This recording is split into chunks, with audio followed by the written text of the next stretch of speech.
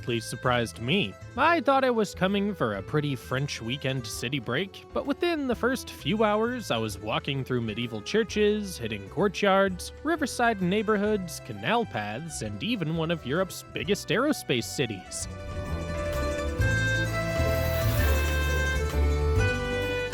This place has way more personality than people give it credit for, so in this guide I'll show you exactly how to spend 2 days in Toulouse, from the historic landmarks and local food spots, to the river views, space museums, where to stay, how to get around, and which stops are actually worth your time.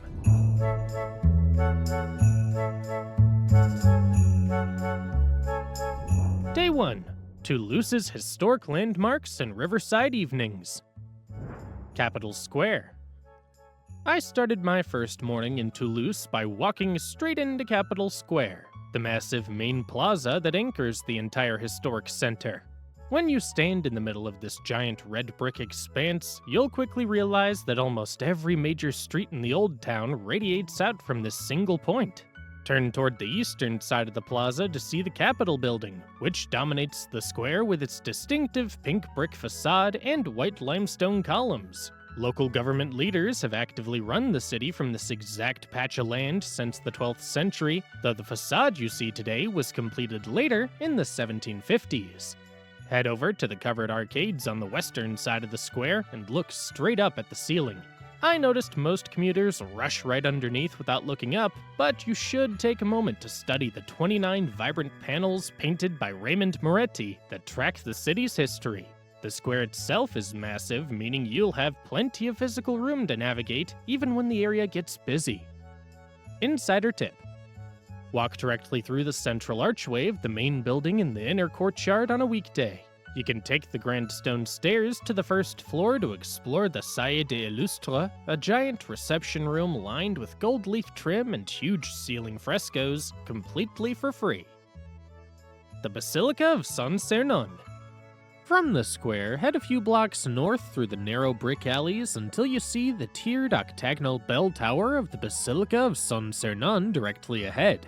Construction of this red brick structure began around 1080 to handle the thousands of medieval pilgrims traveling the route down towards Santiago de Compostela. Step through the main doors and walk all the way down to the central aisle toward the main altar. Look at the stone floor beneath you, where you can see deep, physical dips in the panels worn down from centuries of footsteps. Entering the main nave is free, but you should pay $3 to get into the ambulatory and the underground crypts. Head down into these lower stone chambers to see the ancient reliquaries and the tomb of Saint Saturnin, the first bishop of Toulouse. The stone steps leading down into the crypt are dark and narrow, so watch your footing as you go down. The Jacobin Convent. When you walk up to the Jacobin Convent, you'll see a completely plain brick wall with almost zero decoration. From the outside, it looks like a medieval fortress, but the inside is a total contrast. I walked through the entrance and immediately looked up at the back of the church. There's a single stone column shooting straight up into the roof, and the ribbed vaults branch out from it like a giant palm tree. It was built back in 1275, and seeing that engineering in person makes you realize how unique the design is for a medieval church. Walk right up to the main altar before you head out. I noticed a gold and marble reliquary sitting directly underneath it, which houses the actual remains of the philosopher St. Thomas Aquinas. The main church is free to enter, but you should spend $5 to see the attached monastery. Go through the side doors to reach the central cloister, where you can walk the covered paths lined with rows of thin marble columns. Lunch at Le May. After spending the morning exploring the historic core, walk over to Le May on Rue Jean Suau, which sits just a few blocks from the river. I noticed the dining room gets tightly packed with the locals early in the afternoon, so aim to get there right around noon when they open if you want to grab a table without a wait. The menu here doesn't lean toward modern cooking. Instead, they serve highly traditional, rustic Gascon food. I found their menu incredibly straightforward, focusing on classic regional specialties rather than rotating seasonal trends. I highly recommend ordering the confit de canard or the magret de canard, because southwest France is famous for its duck, and this kitchen cooks it traditionally with rich, savory sauces. If you want a great deal, skip the single items and choose their fixed lunch formula.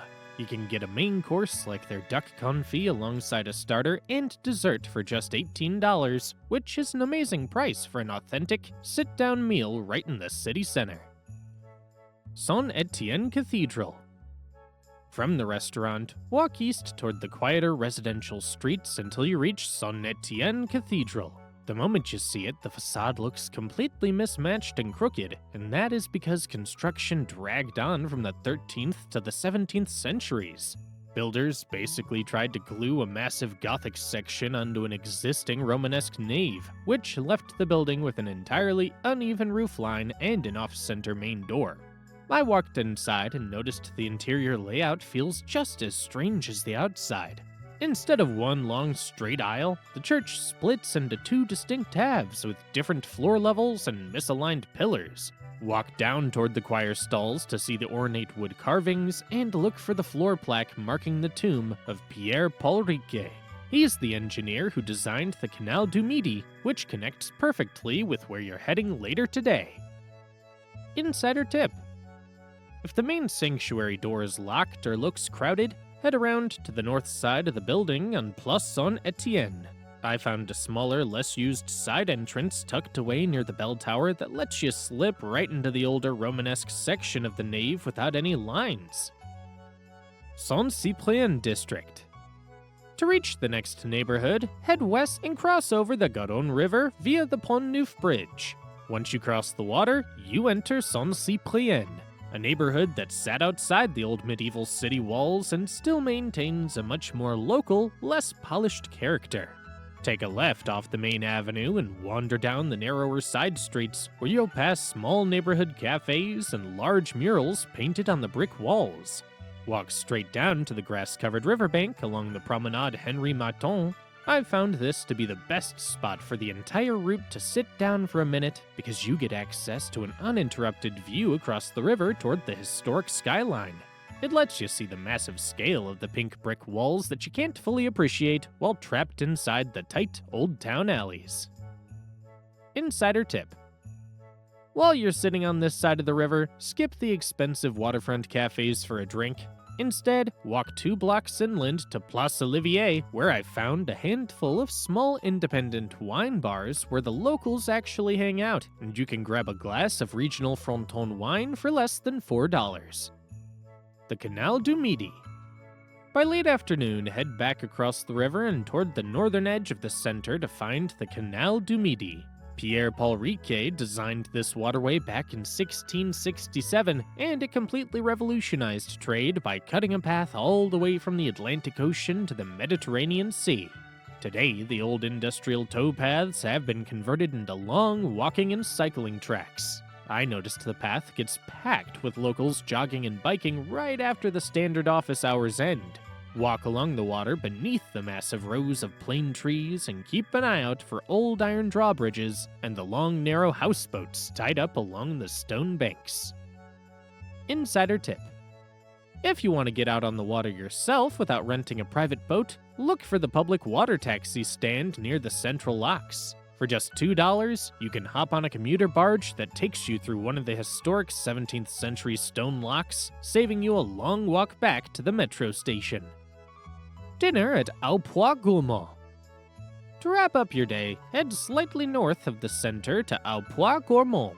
I tracked down this spot right on the edge of the Garonne River, and it sits inside a 19th century red brick mansion with a giant outdoor terrace built directly over the water. The kitchen operates entirely on fixed multi-course tasting menus. Their baseline option costs $59, while the expanded multi-course experience scales up to $85. I highly recommend ordering their foie gras de canard. The kitchen specializes in high-end artistic Gascon gastronomy. Make sure to jump online and book a terrace table a few days in advance if you're traveling during summer, as the Riverside seats fill up completely every single evening. Day 2. Gardens, space exploration, and local nights. The Jardin des Plantes and the Royal Garden. Start your second morning on the southeastern side of Toulouse at the Jardin des Plantes. This park features wide gravel paths, ponds and massive rows of old trees that date back generations. The grounds first opened back in 1794 as a botanical garden for medical students, but today it functions as a sprawling public park. Small elevated metal footbridges span right over the main roadways, connecting the Jardin des Plantes straight into the Grand Rond and the Royal Garden, creating one continuous green corridor. You can explore the entire layout for free, and the gates open daily starting at 8 a.m. While exploring the paths under the canopy, look for the small bronze statue of Antoine de Saint-Exupéry sitting alongside the Little Prince. It stands tucked back into the foliage right near the main walkway. Insider tip: head straight to the tiny coffee kiosk hidden right by the central duck pond instead of hunting for a regular cafe outside the gates. I found you can grab an espresso here for less than $3, which is great to sip on during your morning stroll through the trails. Lunch at Chez Caesar. For lunch, you don't even need to leave the park grounds. Chez Caesar is a casual outdoor restaurant and kiosk right inside the Jardin des Plantes, featuring a giant wooden terrace entirely shaded by trees. The menu's packed with simple, budget-friendly options like homemade burgers, poke bowls, and massive salads, with most main dishes ranging between $11 and $14. I grabbed a table on the deck and ordered a salad Caesar. The breaded chicken was perfectly crispy and the dressing wasn't overly heavy, making it an excellent, refreshing choice for a warm day. If you aren't in the mood for a salad, their Toulousain burger, which comes with local Southwest flavors like melted Tom cheese, is another massive favorite here that I highly recommend. Afternoon, the Natural History Museum of Toulouse. Right beside the garden sits the Natural History Museum of Toulouse. It's one of the biggest setups of its kind in France, stretching across a complex that blends an old monastery with ultra-modern glass walls. Standard adult entry costs around $13. I loved drifting through the galleries at my own pace. The layout's incredibly hands-on, with massive prehistoric skeletons dangling right above you and interactive science labs you can play around with. Insider tip: want to dodge the entry lines entirely? Walk straight past the main ticketing desks and use the automated electronic kiosks tucked into the left side of the entrance hall. They accept international cards, print your passes instantly, and let you bypass the main queue completely. Late afternoon, the City of Space. Next, head out to Cité de l'Espace, located about 3 miles outside the city center. You'll see the destination long before you arrive, thanks to a massive full-scale Ariane 5 rocket soaring into the skyline. Because Toulouse functions as Europe's aerospace capital, this sprawling 10-acre complex focuses on highly detailed, authentic space hardware rather than the basic museum models. Regular adult tickets cost between $31 and $35 depending on the season.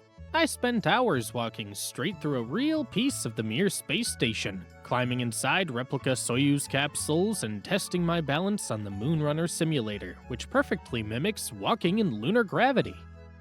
Insider tip: the outdoor rocket park gets incredibly hot and has almost zero shade. The best trick here is to schedule the indoor simulators and the planetarium shows for the peak afternoon heat, then hit the outdoor space station decks closer to the evening when the air cools down.